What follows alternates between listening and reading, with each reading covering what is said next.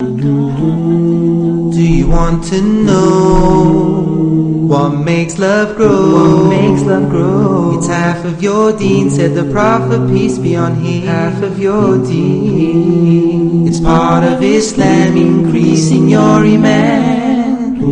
Half of our deen. halfourdeen.com.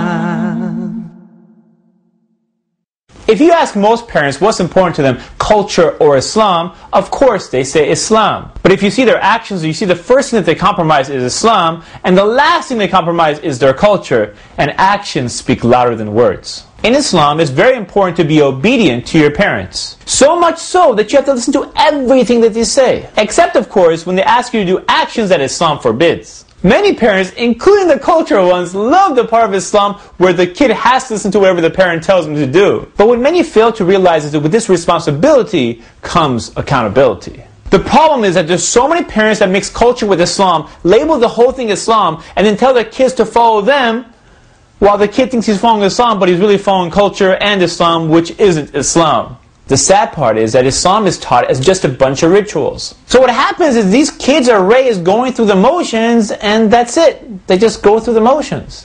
We end up praying without even understanding the meaning of what we're saying. We end up fasting without really understanding why we're fasting. Kids are born into Islam, but they don't understand what Islam means. These same kids eventually become teenagers, and one day these parents wake up and they realize that their relationship with their own kids is disconnected. Hey bro, can I talk to you for a second? I am not your bro, I am your father. What do you want, Hamza? Dude, I told you I don't like it when you call me Hamza. Call me Ham. I don't like ham. What do you want, Hamza? I want to go to this party and I was going to ask you for like $20. I am not giving you $20 because there is no dancing for you. Why? Because pigs is haram, dancing is haram, eating pigs while dancing is very haram. You like the joke? Now get away, you're bothering me. What? Is that like one of your jokes? Am I getting my $20 or what? You know, Hamza, you need to be more cultural. So if you can maybe dance a little with your cousins at the next party, I think you're going to like it, okay? Be a little more cultural, Hamza, a little more. When it comes to free mixing, most cultural parents don't take it seriously. This is why, if you're raised culturally rather than Islamically, you're probably very comfortable with your cousins. While in reality, they're no different than your mahram, so they're no different than anyone else that you're allowed to marry, so those same rules apply. But because you're raised culturally, you probably don't take that part of Islam seriously, even though we're supposed to take it seriously. The culture that we're so proud of, that we hold on to so tightly, is not going to help us on the Day of Judgment whatsoever. In fact, all that cultural stuff that actually conflicts with Islam is going to count against us on the Day of Judgment. Something to think about.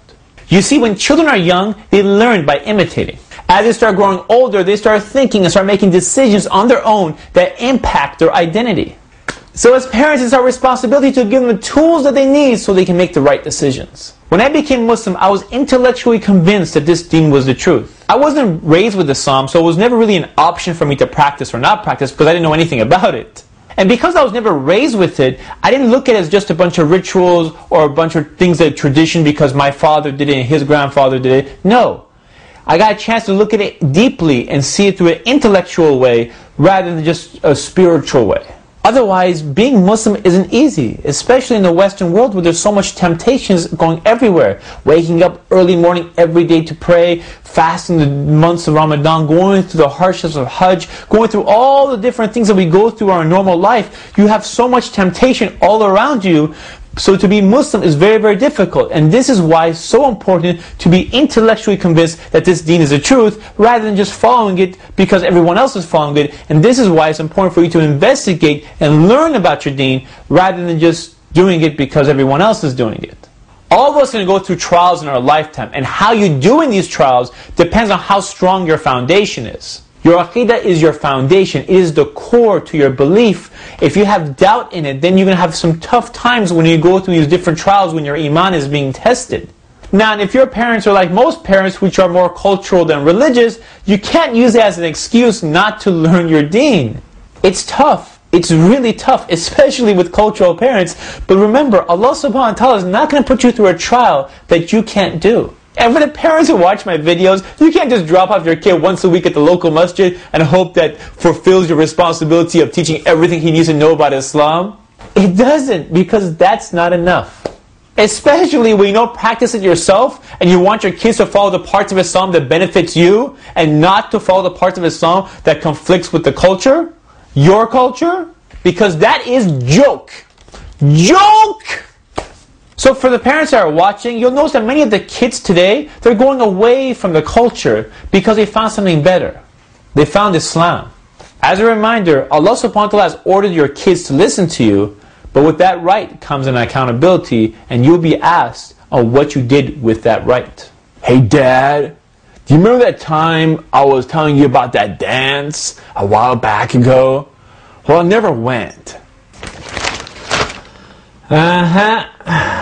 So anyways, there's this new cat in school, he's Muslim, and I'm like, whoa bro, I'm Muslim. I don't really know about Islam because my dad kind of like dropped me off at the local mosque and like picked me up, and like I'm trying to memorize all this stuff, but I don't know what I'm saying, and like anyways, he was cool about that. Like he didn't act all weird or preachy, he just kind of like whenever I asked him questions, he answered my questions. I've been learning from him. You already know about our religion. I sent you to Islamic school when you were young. I remember, but you never really explained what I was learning, so I was kind of like, didn't take it seriously, and then I kind of like drifted off because I never got in here, and now I'm like learning it from him, and he's like making it so clear, and like, I want to go back. What? Why? Because Islam is like a complete way of life, and once I open up the Quran and start reading it, it's like, whoa, it really touched my heart, and I want to read more and learn more, and then I said I can come home and ask you questions. No, I don't have time for that. You're too young to practice. Wait till you get old. Old? I don't even know if I'm going to get old. I'm just trying to follow the right thing. Whatever you want. I don't care. I'm busy.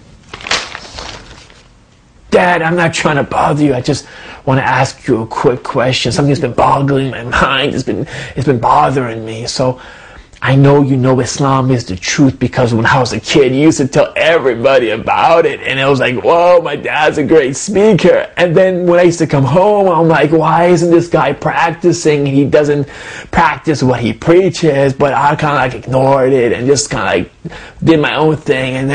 And then I discovered Islam, and it's amazing, and I wondered to myself, why didn't my dad ever tell me any of this stuff? Why didn't he tell me what Islam means and why we're doing what we're doing?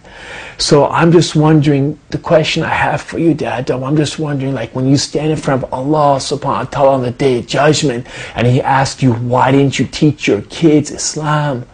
What are you going to say? Because I have the same question, Dad. What are you going to say? Why didn't you teach me?